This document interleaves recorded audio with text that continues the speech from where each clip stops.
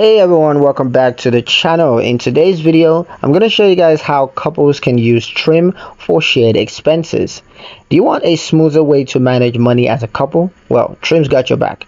Let me show you guys how to do it. First, both partners should link their bank accounts or credit cards to Trim.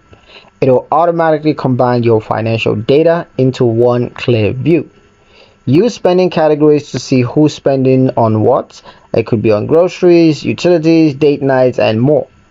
You could also set up joint budget for household expenses and financial goals, like saving for a wedding or home furnitures or whatever.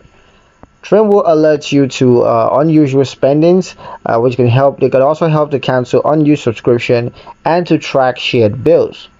Financial teamwork starts with transparency, and Trim makes it simple. That's pretty much it for the video, guys. Hope you liked it. Hope you found the information here useful enough. If you did, like the video, comment down below, let me know what you thought. Share the video with your friends and subscribe to the channel if you haven't done so already, and I'll see you in the next one.